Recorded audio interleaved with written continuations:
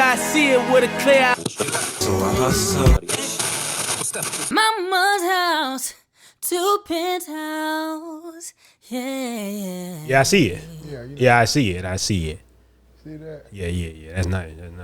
That's VVS, right? Yeah, come on. CBVVS stuff, you know, I ain't gonna talk with it in Yeah. the whole episode because they got the big stones in the front. Come on now. Make me look like I need to put out an album. Nothing. None of that fake stuff, right? Now, come on, man. Fine jewelry. How it feel to be back? Man, look at this. Look at these cameras. You can't see. Y'all can't see how we got the studio set up right now, but it's We got some looking new really angles. good. We got some new angles for you. It's looking really good. I'm excited. We've been gone for a while, and I guess what I thought we'd talk about today. Oh, go ahead. Alexa, turn off the music, man. You see what we got going on? You know Alexa be listening in to your house. I don't know if you know that. They send some people to. I ain't doing Yeah. that. Now, you know what? That's funny though. I always say that people like, I don't want them watching. What are you doing? What you doing, bro? You know you ain't doing. You know You're not even doing nothing. You don't even smoke enough weed. What are you? Yeah, that's what talking I'm about? saying. You ain't buying enough weed. You ain't even got enough over there. What are you talking about? But yeah, Let's get it right. yeah, we've been gone for a minute. Mama's house to Penthouse. I'm excited to be back. I thought today, you know what we should talk about? What you think? We should talk about the biggest lessons, maybe 3 of the biggest lessons that we've learned since we've been gone. And maybe even talk about why we've been gone so long, because it's really been more about getting the business right and really expanding everything that we doing as brands, companies, and everything. We got multiple new companies that got started in the meantime. And just a lot has changed. So I think that's the biggest thing that we should focus on this episode, Dave. What you think about that? Nah, that's what we on. It's the 3 biggest things that we finna go over. But the main thing is we've been gone for what, about like 3-4 years. I don't even know what season this is right now. I think it's be season 3. This be season 3. Because when we were first filming, we would never. It was never like even this season doesn't have an end date. Like that's kind of like how we was doing it. We would just kind of go until we needed to take a break and then keep going again. So. I think I seen an episode from 9 years ago, bro. Yeah, no, that's about right. Yeah. That's like back on the original podcast couch. You remember with the the pictures in the background? I remember that. That was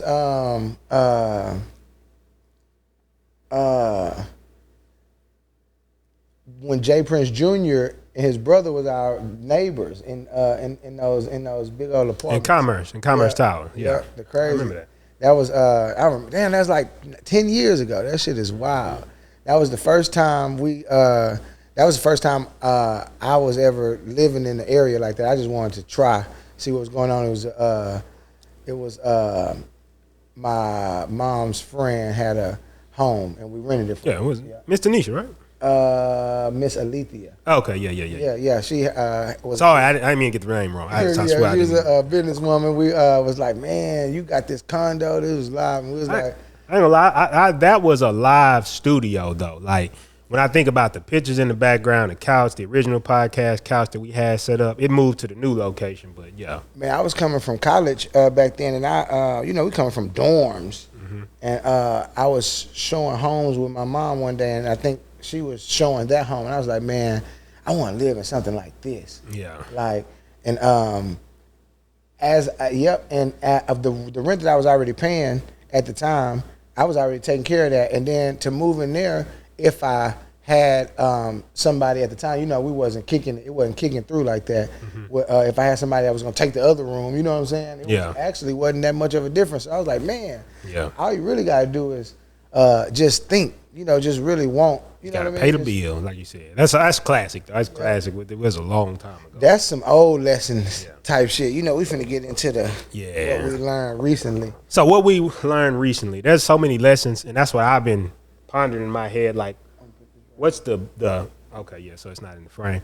Like, what's the biggest lessons that we have learned? And I've got so many. You got some on your mind, or what? Some of the lessons that you learned since we've been gone? I'm gonna think of one off the cuff. One recent one, and I'm pretty sure, just so I can give me one in the gate, and then as you talking, I'm gonna think of another one. Yeah. And then by the end of the episode, I'm gonna have my third one, and then I'll be in here with 100%. But because there's so many lessons, like life, all life is conclusions. Like your life, if you watching it, when you conclude something, that's like the climax. That's the movie moment. That's like the oh shit. Everything changes from that standpoint. Everything changes the moment you conclude. So when we're talking about the biggest lessons, every conclusion was a big lesson because this is the moment that your mind changes. It's like I was on this, now I'm on it this way. I can tell you one of the biggest lessons that I learned, if you want me to pop it off. Okay. One of the biggest lessons I learned is the importance of curating your reality and your environment and the people in your environment. Mm-hmm. I've had people like close to me, and I understand that, you know, it's not bad, nobody's evil, but the thing is that the people in your environment they're gonna start to influence the way that you think, the way that you talk, the way that you go about life, because they're going to try to embed what they think into your life. And I feel like I've had to let a lot of people go because I began to understand that you're taking time to like invest in these people and talk about the stuff they want to talk about. But the second that you try to talk about something you want to talk about, or you're into different things that you're into, those people will look at you like you're crazy. Yeah, the emotional intelligence goes out the window. It's like, I'm here to support what you got going on. I mean, I don't care about none of that shit. Or I ain't gonna even tell you like that, you know, but same way. I understand what you're saying. Environment is always a big key. If you going, because like you said, it's gonna bleed off on you the way people think. Yeah, I think. Oh, go ahead. I'm sorry. And not just the way they think, just more so like the way that you think sparks everything. So you can sum it up by saying like the way everybody thinks around you is gonna rub off on you. And the best way to learn what the best environment is to go to different environments. You know what I'm saying? So you got to go get smoked a few times. You got to go understand, oh, these motherfuckers is bullshitting. Yeah. Or these are scammers. You know what I'm saying? Like, I think people shouldn't feel bad about going through negative situations or if you got smoked, because that's part of life to me. You're experiencing life, so you're going to have to go through these things. Most people are trying to avoid it. They're too scared to live life. So the curation of the environment, to your point, that's how you do it. If you want to know how you do it, you go through life, you get around environments, and you figure out what resonates with you. Because otherwise, what's going to happen is you're just going to be like, well, this person said one thing you didn't like, and then you're not even going to put yourself out there in a way to learn. Right, man. I'm so aware of like the environments that I need to be in. Of course, I want to expand and be in different rooms, but I'm very, very, very conscious about like I don't ride in the car with people. If I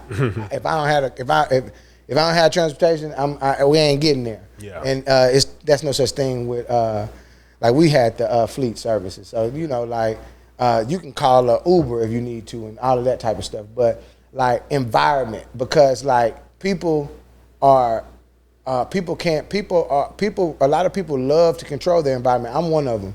And if you're not conscious of controlling your environment, people will just add all types of crazy shit. I think that so many people are caught in trying to follow what's going on in the external world. Like when I think about going back to, I had that dream a long time ago. I always have talked about that since the beginning of the show.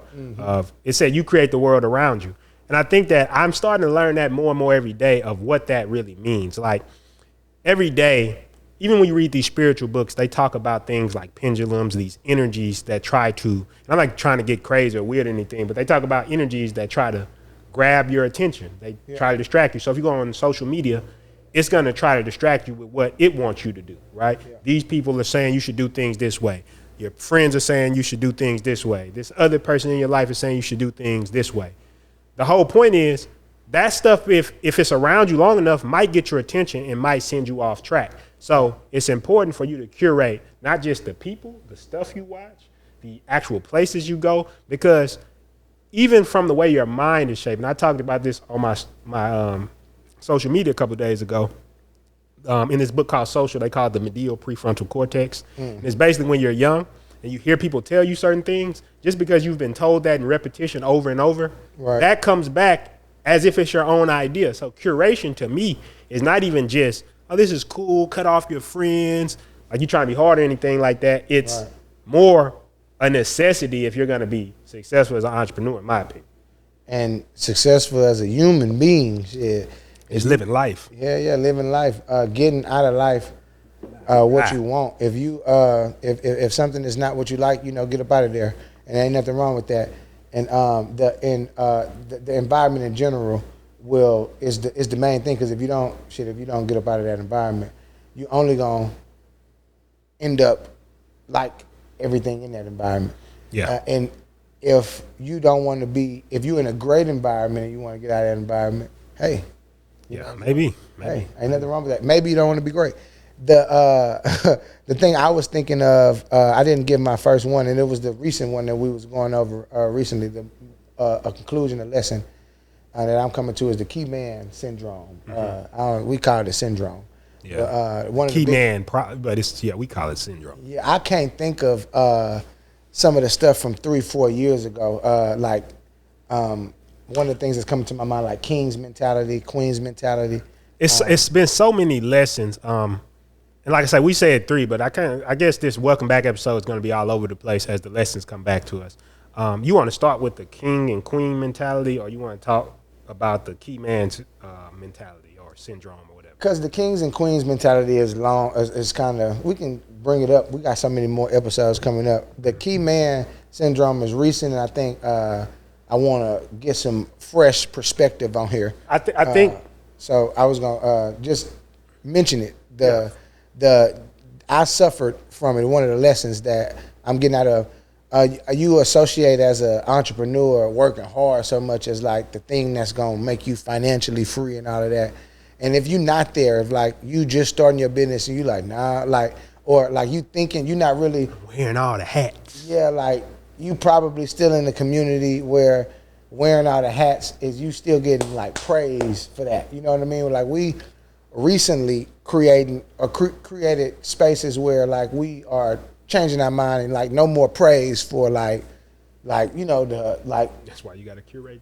You got the environment. It's like if people not own what you own, it's gonna be hard to actually like imagine how hard it would be to stop doing the work at a company if you're around 7 people who do all the work in their company. And at the end of the day, we conjure up together and praise each other on the work that you do in the company. Like that's a very hard environment to slip from if everybody in that environment didn't change their mind on work. And nothing's wrong with work. Nothing's wrong with work because work got to be done. You know what I mean? It's just. I think that what it is that there's different maps for different levels of success. So they always talk about the map is not the territory, and I've always said this. I remember reading this in 7 Habits of Highly Effective People. He was like, try to drive around Houston with a map of Chicago. Right. You're not gonna get very far because that map doesn't fit. And I think it's the same thing we talk about wanting to get to a certain level. I think a lot of people aspire to be these big entrepreneurs who are doing all this type of stuff, taking trips, have teams. It's like to get to that point, you have to get over the key man problem. And that comes from, I was watching a video, they said that comes from like these venture capital companies or angel investor companies. When they go into a business, the first thing they look at is if I took this person out of the business, would the business still run? Right. So they're like the key man. So that's not something they want to get into as far as investment. I think that, to your point, when you're building your business and you want to build a big business, this should be how you thinking day one. If I could have thought like that day one, I suffer from this bad. Yeah. I suffer from key man problem or syndrome bad because I could edit the videos, I could get on the videos and talk, I could mix the music, I could go do the color correction. It's a lot of symptoms to key man syndrome too. Symptoms is like things that that you have that indicate that you have key man syndrome, right? It's like the things that it's like a lot of things that you're doing with the key man syndrome too. It's like you're going to have business amnesia, so you're going to create. You're going to create. That could be a lesson in itself. Damn. Yeah, like business amnesia is a thing, because if you heroing it out, you doing everything in the marketing department, you doing everything in the HR department. Keep in mind your family looking at this shit too.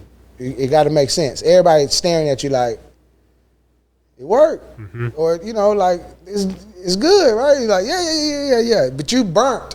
Yeah, you burnt. Well, the thing is, when you starting off, and this is not to talk down anybody, because like people who work 9 to 5 is nothing nothing wrong with you working a 9 to 5. Like I said, it's Because the the work map. got to be done. It's a map that you're trying to get to. But what I will say is that when you coming from that heritage, that community, what happens is those people around you, that's what they're praising because they feel like, oh, this is the little man, right?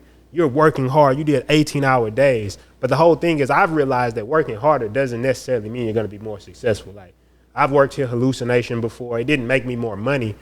All it did was burn me out. In fact, working harder like made me get far away from like my family, my friends. I started suffering mentally because I was working hard. But it wasn't even the hours I realized, it was the type of work, the way I was thinking about the work. Because if you do an 18-hour day of something that you like, I mean, you could do that. But if you're doing back-busting labor and you're not really getting further ahead, it just becomes useless work.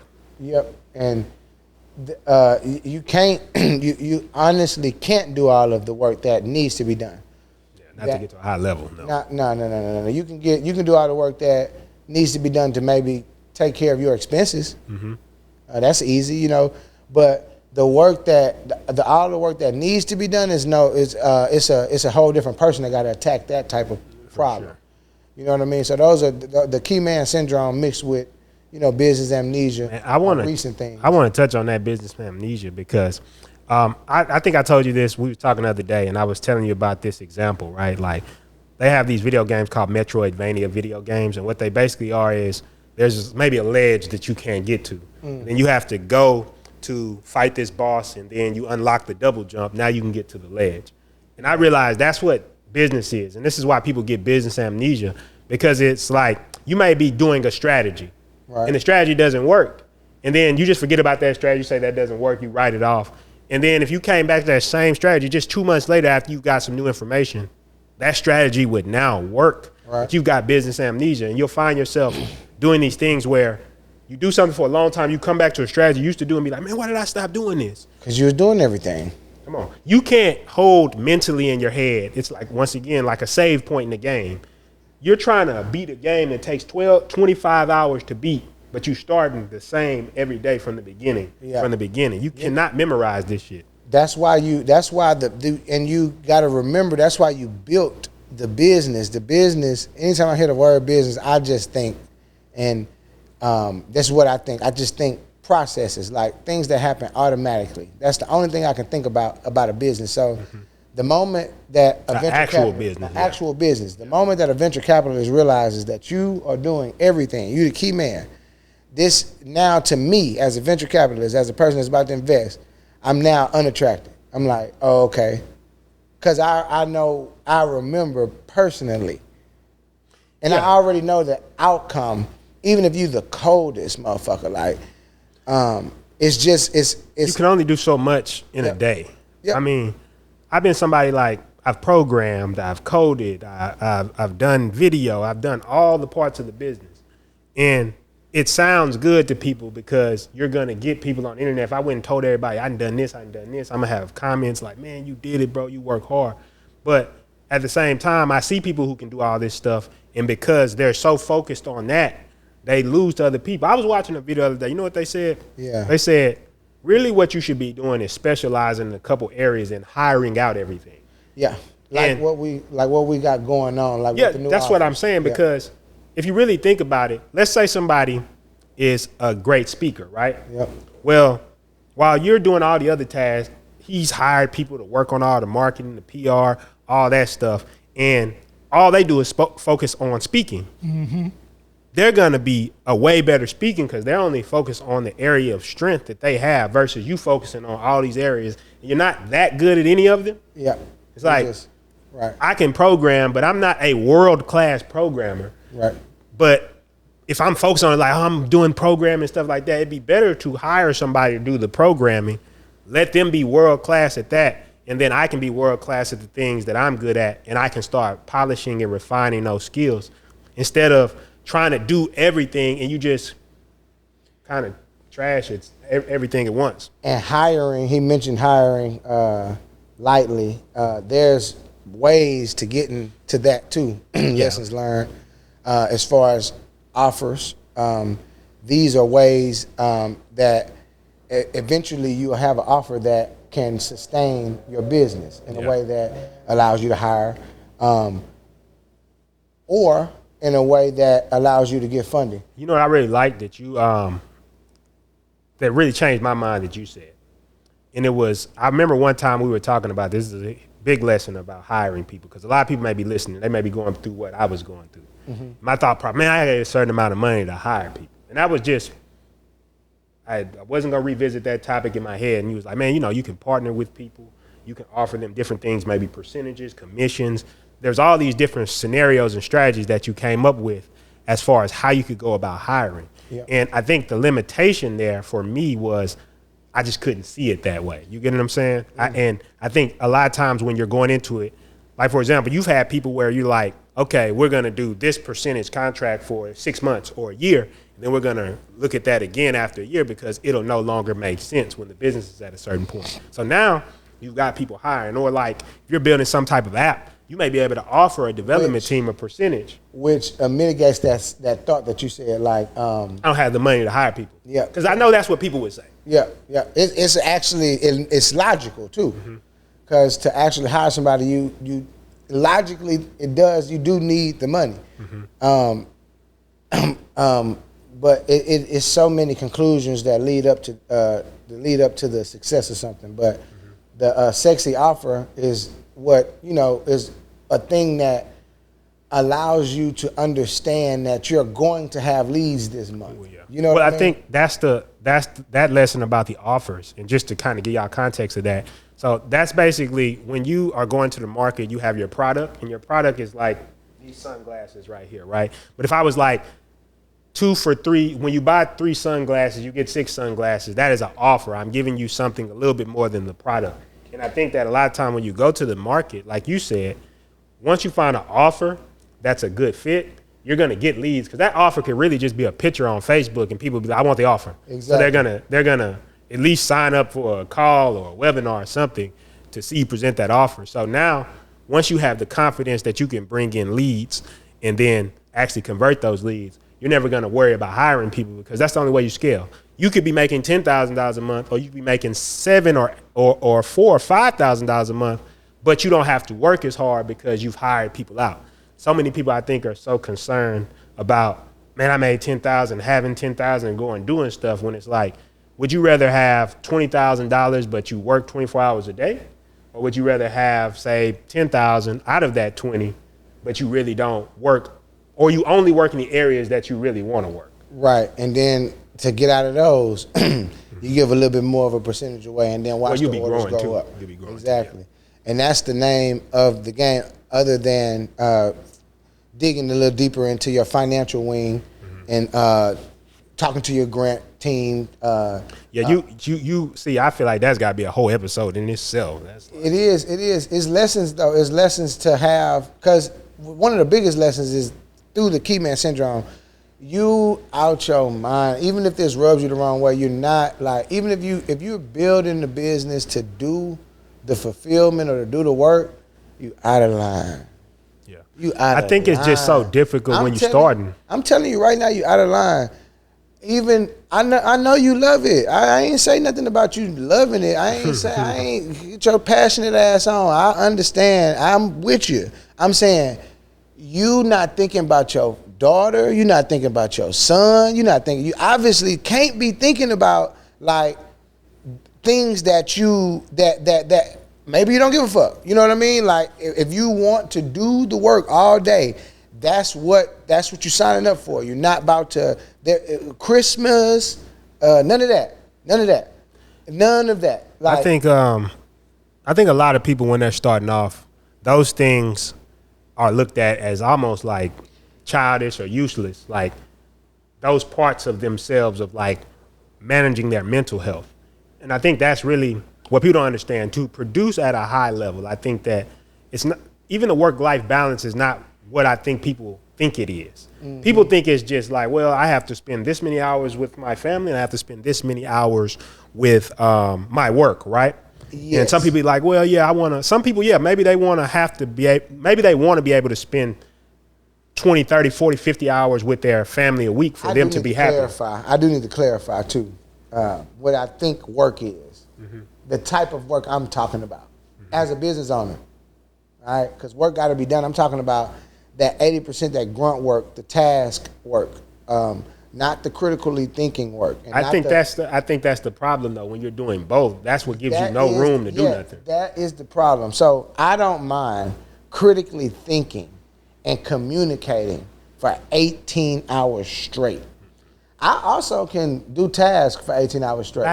Back bust. I can go outside and actually physically do some shit for a long time. Mm-hmm. I can do some shit on the computer for a long time. That's cool.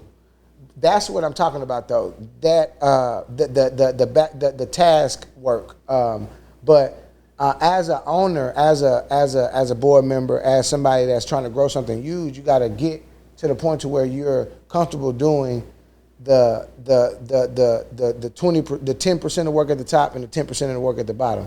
10% of the work at the top is thinking about the stuff that needs to be done. Like, oh, this is what we finna do. Like, you know, niggas get paid a lot for that. Like, you gotta understand, you need to orchestrate it. Like, you orchestrating it. But the problem is, like P just said, you go from orchestrating to actually doing it now. And then you live about it too. Like, you hanging around people that's fucking with that shit. And now after you do you gonna go brag about it. You gonna go tell them, guess what I did today. Exactly. 20 hours. And what you gonna forget to do? Because you done did 90% of the work. What's 10%? Shit, you ain't missing nothing. But in this shit, you need to give it 100. The 10 is the conclusion that allows you to conclude the process that you just did. I think that we've been tricked to believing that the work itself is like the most valuable thing you can do. And I'm gonna say this. A lot of people may look at this as like crazy what I'm about to say, but I think that in a way, just thinking about the work is a selfish thing, right? And this is what I'm saying. Just hear me out on this, D.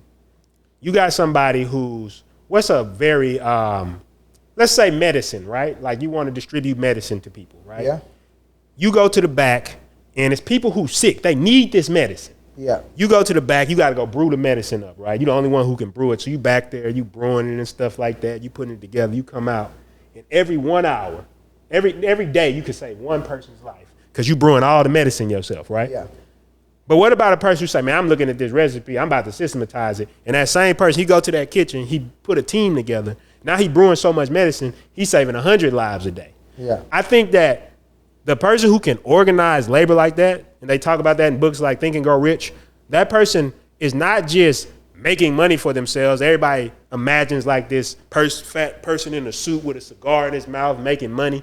I imagine a person who's now has been able to employ hundreds of people, a person who's been able to deliver a large amount of value for a bunch of people, yep. A person who is not just being able to focus on talking about himself like, I did it, bro. I did 18 hours. I did 25 hours. I did 30. I worked 100-hour week. Now this is a person who, they may not be working 100-hour weeks no more, but their mental work is going way further because they're also expanding outside themselves. The first time you cash a check for another person and they go pay for something, by extension, you've just helped that person live a better life. And then not to mention the value that your products and services give you, because I'm always starting from the assumption that you're trying to put out good products and services. But my point being, you're providing a lot more value. So the person who knows how to organize labor, they're able to provide the same level of value. Yeah. And then at the same time, you can go take a trip with family. Yeah. You can go out there and hang with your kids a little bit more. And I think I'll say this last thing. You have to, as an entrepreneur, in my opinion, curate your environment by finding a partner that understands this is how it's going to be. Anybody who's talking to me, they got to understand this is how it's going to be. This is how I am. I'm going to be doing some work. I don't have a desire to just go sit on a beach for the rest of my life and not do work. Right. I have a desire to produce and provide value to the world. So you have to find somebody who is willing to do that with you. Yeah, nah. And I'm just thinking about the before the desire part. Mm-hmm. Just the main. I was trying to hold my thought on what you were saying. Just the main thing of not the desire part, but just the main thing in general, like of the providing the value. It was providing the value.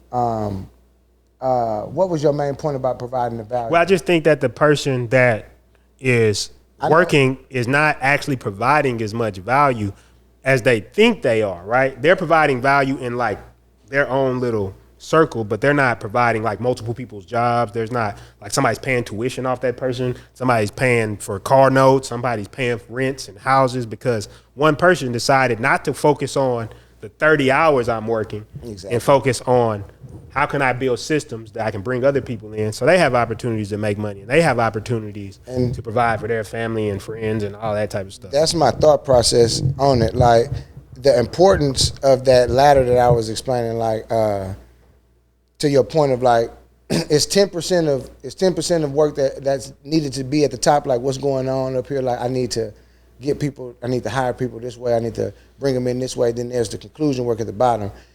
And it's 10, 10, and then it's 80 in the middle. Oftentimes, because it's so much work in the middle, you get attached to it. You like, shit, this, I'm live. But the importance, doesn't lie within the percentages. It's like, just because it's a 10% doesn't mean like the important. You know what I'm trying to say like that. Yeah. It's not displaying the importance of the work that is being done up here. Yeah. It is very important to make decisions and understand like the direction. Because the 80%, bro, is more. It's like, it's easier to even get connected to that work as a business owner because it also feels like where a majority of the action is going on at, and it is going on down there. Like I can walk you through a full day mentally, like, cause I know all about it, and we getting out of it, like with new people coming into the company, managers actually coming into the company, paying salaries for actual people and things like that. But I can walk you through a whole day, and it's exciting just to even verbally do it. You know what I'm saying? Like walking down the HR hallway, what's going on with the proposals? Everything looking good? I mean, what are how we looking? The work shifts. The work. It's exciting. It actually is. You're not looking to not do work. You're looking to. Yeah, the work shifts. I like the idea of having the 80% done because what you can go do, you might spend 8 hours golfing with a big client, which is still working. You know what I'm saying? Yeah. And then after that, we went and did dinner and everything. Everybody came, but I might have spent 4 more hours filming content after that and went. You know what I mean? It's like it's a different. But the grunt work the work that needs to be done is what we're talking about. It's very easy to get emotionally connected to the work that needs to be done because it needs to be done, and it's a lot of action going on in there. Like you hiring people in the finance department. You working with the IT team because you building out this nice coded machine in the app that's gonna make the finances sexy. That's exciting, you know. Then you feel needed. Yeah, and you feel needed, and you know I think is at the core of it. That's really what it is. It's like you don't really want to document your processes because you like everybody hitting you up. You know what I'm saying? And needing you. Hey, what's the caption for the day? I had to come save the day, bro. Yeah, they couldn't have done that without me. Couldn't post it without the caption, bro. Like, come on, bro. You ain't made a process for me. Yeah. You get the caption? You ain't made the captions? I think that's the hardest part. I think that's the hardest part about all of business is we talked about this. This is another huge lesson. That's why I said we're going to be all over on this. Welcome back. Another one is just in the pocket. Awareness, right? The awareness of you can't treat something that you don't have awareness of, and just can you get awareness of the things that are holding you back? It's very difficult to get awareness that you actually get a good feeling by people needing you in the business, by people calling you. Like, for example, if I go design a website and everybody be like, oh, man, your work is so great, man. Look how good that he code on the web design. That may be something that internally makes me feel good. So the thing I have to ask myself is that the last place I'm trying to be? Is that my end result in the business? Because if you're a web designer, you just love web design, there's nothing wrong with that. But we have to identify, is that who we are? Is that what our end goal is? Is that the map of reality that we're trying to go for? Because at the end of the day, I don't care that much about web design as being a web designer. I'm going to go get a great web designer, right, who's better than me actually, because this is what all they do. Right. And then all my clients are going to get not only better web designs, but faster web designs, and more clients can work with me. And because we put together these systems, like we have Cine Express, I don't think anybody else in the industry has this, by the way, like how you track our websites. Yeah. So people won't run off. Now I know they're getting better service because I'm able to service more people versus I could have just been somebody till this time, for the still site. trying to do every website myself and working with 1 or 2 people at a time. I feel like more people get to experience a higher quality product simply because I'm making that shift mentally. Yeah, it's one of the biggest ones. It was the last conclusion that you just came to, but I'll keep going with another lesson that we've learned recently, I would say, and it's more so geared towards just some fundamental shit, honestly, and it's really. It's basic. I'm gonna give a basic one. I'm thinking about it live, y'all.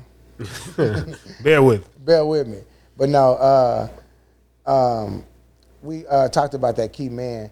It was in line to the key man. It was more so about confidence and building it, because it was something that you just said that like kind of lit me up on the confidence sector. But it was environment. So the best place to get the skill that you were just talking about, it correlated to confidence, but it was the environment. The last skill I'm thinking of, the environment is where you get your iron sharpened. Yeah. It's where a person is going to call you out and be like, hey, listen, bro, like. That's why we do our 430s. Yeah, it's like that's the only place that you'll get like the awareness. Yeah. So it came back to me. So the awareness level is like you're never going to be really aware of what you're doing until you're in an environment that supports awareness. So I remember that's a good point. It's like you're never really gonna be aware of it.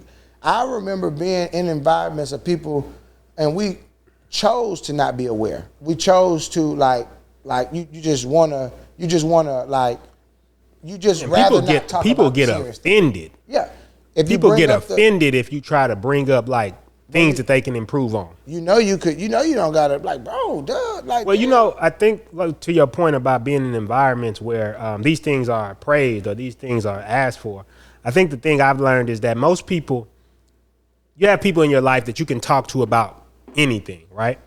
But then you get to one topic and you started talking about that person will completely turn on you. It's almost demonic, bro. Like how somebody will turn on you. They'll be cool. You could talk about everything else, but then when you talk about this one thing, all of a sudden they just go crazy on you. And I think that one thing about our 430 calls, and I recommend anybody, it doesn't take having multi-million-dollar friends and stuff like that. Just do a 430 call with somebody who's on the same page. You'll be surprised what happens talking about your business and talking about your struggles and what you're going through on a daily basis. Don't do nothing in the business. Don't do a task. Don't do nothing. Yeah. Just talk about like what you think, what can be done. Hover over the business. Like look at sign up for the UBB. You're gonna hear us talking about that a little bit more. This is where we get this information from and everything like that. This is how we come up with more conclusions. Like you're gonna see, like we're just going over a bunch of different stuff on this Welcome Back episode, but you're gonna see as we get back in here, we have some really deep conclusions about business that I really haven't heard people talking about, and it only comes from being in the field and then getting back out there. And I think that I've learned that being in this, like I try to live by Matthew 7:3 out the Bible. Why you look at the speck in your brother's eye and not consider the beam in your own eye, right? So I typically don't criticize people if they don't come to a place where that is what they are there for. They're there for somebody to talk about these things. And even then, one of the things that I do is I'll talk about something I'm struggling with or a similar situation, but I won't ever say, well, you are tripping or you are doing this. I might be like, hey, I had a similar situation in the business. I was going through this, and this is how I got through it. What'll typically happen then, it'll trigger the other person to be like, man, I'm going through something similar, right? Ideally, you want to be in an environment where somebody can tell you, or you want to be emotionally intelligent enough to where somebody can tell you something about yourself and you don't blow up. Yeah. God damn. But that's a lot to ask. You know what I mean? Emotional intelligence, and I think that's just understanding if you want to win, which kind of really bleeds into like one of the points that I wanted to make. I'm at the point in my life now, if a little cat, I don't give a fuck, I don't care what it is. If it can talk and it can give me advice, I'm not saying I'm horny for some directional advice. I'm just trying to say, if it can give me, if it can tell, if it got something that makes sense, I'm listening. Man, that's what you said. You said, man, if a little kid Got something for me. I'm gonna sit Indian style. You remember back in the day they had you sitting Indian style in school? Indigo children out here, God will send somebody just to tell you something that you need to hear, and you just don't even, this a black person. It's like, bro, this is what you need to hear, fool ass motherfucker. Like, you need to hear it. That's why I think God sent certain people after a while, because your little hard-headed ass don't want to listen, right? It's like, after a while, you too grown to get it socked to you, in a sock it to me cake, fuck nigga. You need to hear it the right way. You know what I mean? Like, God. That's why people be like, I don't like the delivery, but the message is like. I know, man. When you run into me, or when I get there, he sent me, and I'm not trying to cause no problems or nothing, even with like anything. But I'm gonna tell you, man.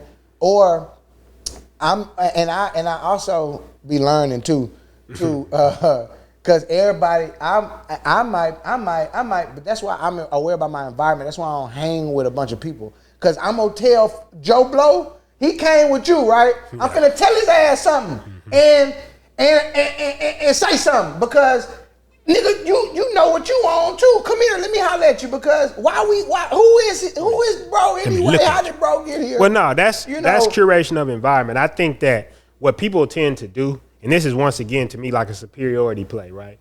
People tend to go to people and try to like, bro, see, I noticed that you don't be doing this, bro. In your relationships, you don't be doing this. In your family, you don't be doing this. And they got this look about them, right? Like they're better than you. I think the thing is, the way I'm looking at it, why I like to not looking at the speck in your brother's eyes, like, yes, you may have issues, right? But before I say what are the issues, I'm going to say, what am I doing? What am I potentially doing? Which goes back to awareness. Awareness. It also provides, I like the angle, because although I might be trying to tell Joe Blow something, I might resonate with Joe Blow a little bit better if I just tell Joe Blow, hey, you remember Joe Blow,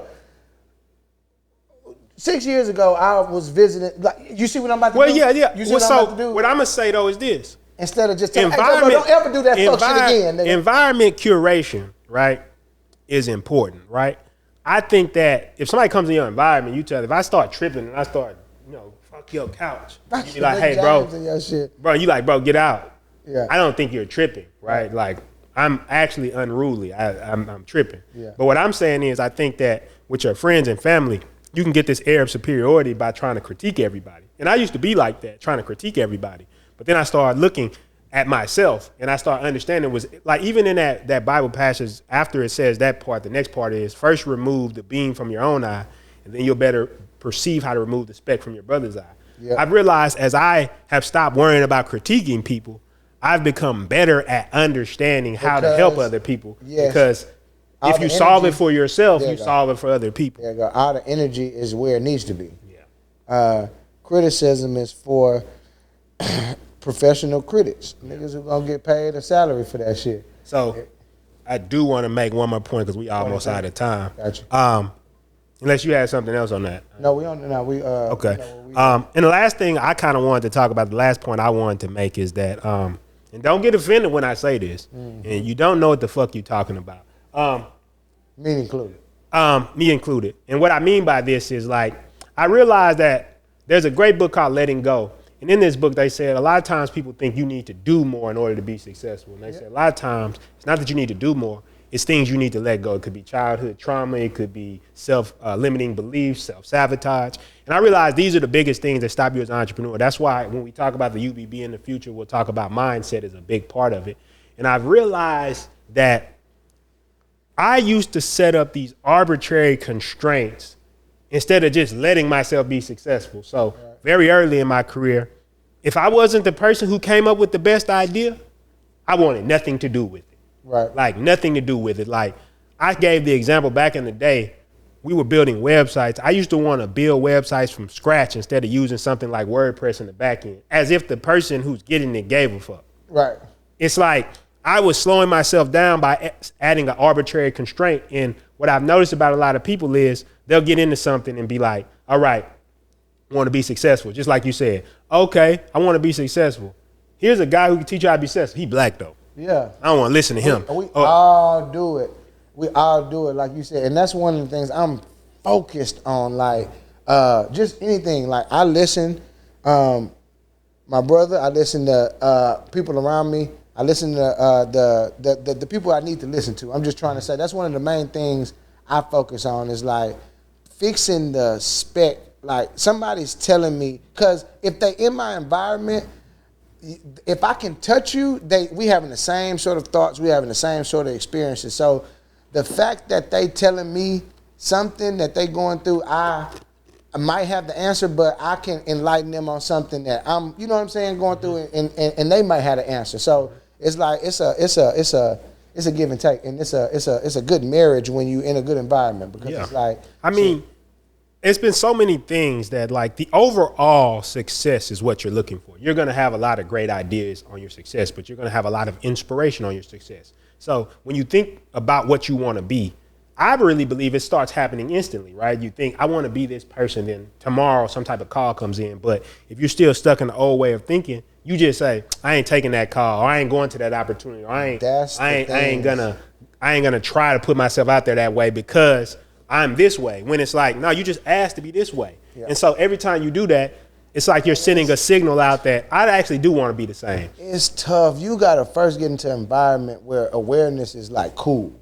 Because somebody got to be able to remind you, bro, you doing that shit again. Remember that shit? And then you got to be able to be like, damn, nigga just called me out. Yeah. But he right though. Not want to. But he right though. And not want to run a fade. Not want to run a whole fade. And so that shit is like, this ain't even, I already understand that's a lot. You know what I mean? Like to sign up for an environment like that. That's like going to the Navy, nigga. Like it's easier to go outside and not think about nothing than create an OnlyFans. Yeah. Well, I think the whole thing is in life you can make money, you can do all that type of stuff, but I think that the people who truly create success are the people who also find enjoyment in their life and they feel fulfilled what they're doing. If you feel fulfilled doing OnlyFans, I'm not saying you shouldn't do OnlyFans. I'm saying, but I think that a lot of people you talk to, they're doing stuff just to make money, and then they come back years later and say, bro, that wasn't worth it. Yep. They're dating people that they did for other people, and they come back and it's not worth it. I know it firsthand because I did it myself. That's the only reason I was in them environments. OnlyFans? We did the porn company. You know what I'm saying? Well, yeah, but you wasn't in the. Yeah, I owned the company. I wasn't putting no pornos out, goofballs. Somebody went to the search. Yeah, looking for the porns now. So like way too player, but more so like trying to build the business. Like we was having to watch porn all day. Think about that shit. Like back to work. Yeah, that shit still got me at a phase to this point. So people who know that they probably want to get out of that lifestyle and they don't, it's just gonna be a harder crash and burn later on in life or whatever. But that's with everything. How many more seconds? Yeah, 2 minutes. I was gonna say, yeah, man. We got a lot of points. We got a lot more coming this season. You got any final thoughts before we get out of here? Man, webinar, Cowboy VVS. I'm gonna put my grills back in. We got webinars for custom grills, custom jewelry, Monday through Friday. Check out the Facebook ad. We're going to be on Facebook and Instagram everywhere.